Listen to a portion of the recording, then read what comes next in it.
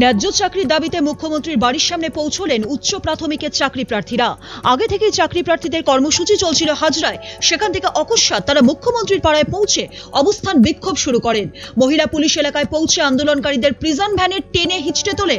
বিগত 1 বছরেরও বেশি সময় ধরে শহীদ মিনারে মাতঙ্গিনী হাজরা মূর্তির নিচে ন্যায্য চাকরির দাবিতে আন্দোলন চালিয়ে যাচ্ছেন উচ্চ প্রাথমিকের চাকরি প্রার্থীরা। এদিনের কর্মসূচি ঘোষিত ছিল, তবে মুখ্যমন্ত্রীর পাড়ায় তার ঠিক বাড়ির সামনে পৌঁছে যাওয়ার কোনো পরিকল্পনাই ছিল না। আচমকাই কর্মসূচির ফাঁকে চাকরি প্রার্থীরা পৌঁছে যান মমতার বাড়ির সামনে। পুলিশ ঘটনাস্থলে গেলে চাকরি প্রার্থীদের সঙ্গে শুরু হয়ে যায় ধস্তাধস্তি। রণক্ষেত্রের চেহারা নেয় কালীঘাট চত্বর। শুয়ে পড়ে বিক্ষোভ দেখাতে থাকেন প্রার্থীরা। তাদের টেনে হিঁচড়ে কার্যত চ্যাংদোলা করে তোলা হয় প্রিজন ভ্যানে। উল্লেখ্য, কড়া নিরাপত্তার চাদরে মোড়া থাকে মুখ্যমন্ত্রীর বাসভবন চত্বর। এমতো অবস্থায় কি করে চাকরি প্রার্থীরা তার বাড়ির সামনে গিয়ে উপস্থিত হলেন তা নিয়ে উঠছে প্রশ্ন। কলকাতা থেকে অভিক পুরকাইতের রিপোর্ট, উত্তরবঙ্গ সংবাদ।